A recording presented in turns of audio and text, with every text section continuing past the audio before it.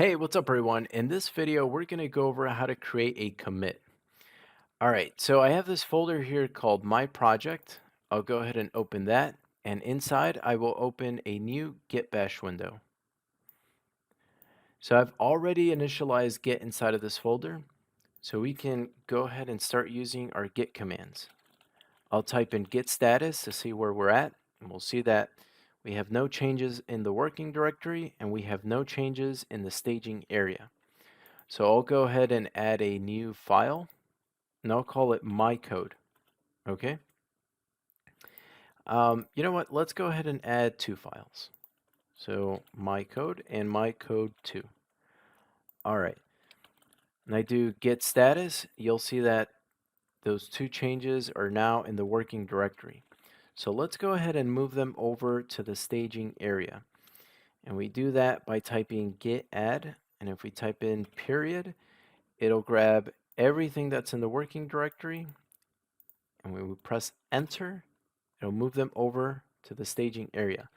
So if we do git status again, you'll see that our changes are now in the staging area. Okay, so what is a commit? A commit is basically when Git grabs all the stuff that's in the staging area, okay, all your changes that are in the staging area, and packages them up and creates what's called a commit, okay? I like to think of it as a box, okay? And this box contains all the changes that are currently in the staging area, okay, for this particular moment, all right? Once we create a commit, you know, the staging area will be cleared up again, and then we'll create more changes, add them to the staging area, then we can create another commit and so on, okay? All right, so we have two changes here in the staging area. Let's go ahead and create a commit out of those two changes. All right, there is an easy way of doing this, and there is a hard way of doing it. Let's go over the easy way. All right, so to create a commit out of these two changes, we type in git commit -m, and then in quotes, we type in what's called the commit message, okay? Now, a commit message is really important because later on, if you're sorting through the commits, right? Let's say you have to modify changes inside of a commit, or you have to just know exactly what changes are inside of that commit. This commit message gives, or at least it should give a good description of what's inside the commit. So here's a tip. The message should always start with a present tense verb.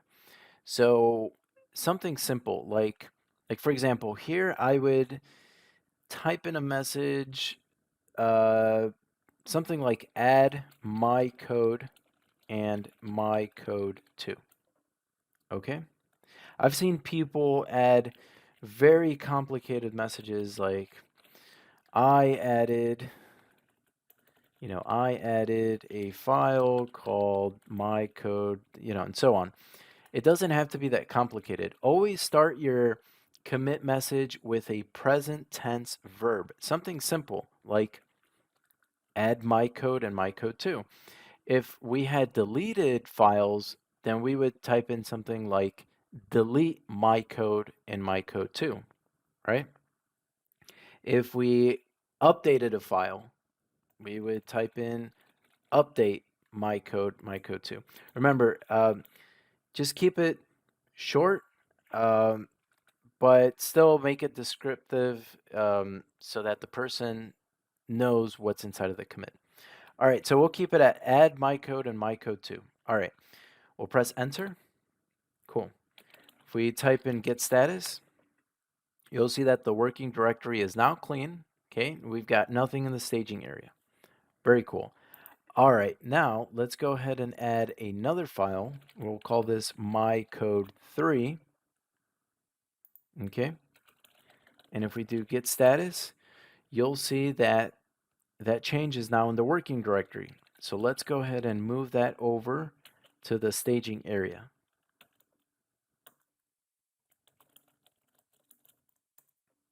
All right, so Our change is now in the staging area. Now, we can have one change here in the staging area, or we can have 10 or 20 or 30. Just for this example, we're going to have one. All right, so we're going to have one change here. We're going to create a commit out of this change. All right, so since we already created a commit the easy way, let's go ahead and create a commit the hard way. All right. All right, so we do that by typing git commit and we press enter. Okay. Now what this does is it brings up what's called a text editor. Think of it like Notepad or Notepad++ or Microsoft Word. You know, those are all text editors. But this one here is called VIM, V-I-M, all right? And it could be a little tricky to use, but we're going to go over the basic commands, okay? So that if you ever come across this Vim editor, you sort of know how to defend yourself a little bit, all right? So what we want to do is we want to type in our commit message up here. And don't be fooled by the blinking cursor. That doesn't mean that we can start typing right away. See, there's two modes in Vim, in the Vim editor. There's insert mode and there's command mode. When it's in command mode, we can only type in commands to tell Vim what to do. And when it's in insert mode, then we could actually start typing stuff. All right. Do you see this down here? If it doesn't say insert, then that means it's most likely in command mode. So right now we need to get it into insert mode, and we do that by pressing the I key on your keyboard. Okay, you see how now it says insert? That means we can now start typing. All right, so for this commit message, let's do just add my code 3. Okay, that's simple yet descriptive. All right, so now we can either save and quit or quit without saving. Okay, so actually before we do that, let me just explain that you can use your arrow keys to modify any of this other text here. Okay, this is basically all that gets added to the commit, all this text up here. So yes, you can technically modify the text in here, but there's no reason to. Okay, all we should really be doing is just adding our commit message up here in yellow, and that's it. Don't change any of this other stuff here. Okay, so anyway, let's quit without saving. So here we're in insert mode.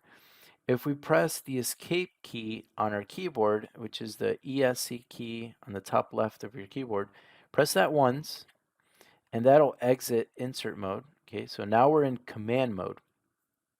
All right, let's go ahead and quit without saving. We do that by pressing colon, Q, exclamation point, and we press enter, and we're back here. Okay, if we type in get status, you'll see that we're back to seeing our changes in the staging area. Okay, we haven't created a commit. Okay, we just exited the Vim text editor. Okay, all right, so let's go back and do git commit again. Okay, and we press enter. Again, this will bring up the Vim text editor. Let's go ahead and add our commit message. Remember, if we want to type, we need to be in insert mode. So we press the I key. Okay, now we can type. Commit message will be add my code 3.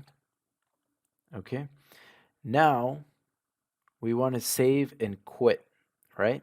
But we're still in insert mode, so press the escape key. Now we're in command mode. And to save and quit, you type in colon and X. And then press enter. And there you go. We've created another commit. So now we've got 2 commits. Okay? Now again, there's an easy way and there's a hard way of creating commits. Why would you choose one over the other? I say 95% of the time, I find myself using I find myself creating commits the easy way. Now, you might want to do it the hard way if you want to get used to using Vim. Okay, if some people are just really good at this stuff and can bring up the text editor on the fly, and they're able to modify files on there without having to go on their IDE to change code and all that. So, if you're looking to, you know, be a total code expert, I'd recommend doing it the hard way and getting used to how to use a text editor like Vim. All right. So yeah, that's all for this video. Hopefully it was helpful. Thanks so much for watching, and I will see you on the next one. Thanks.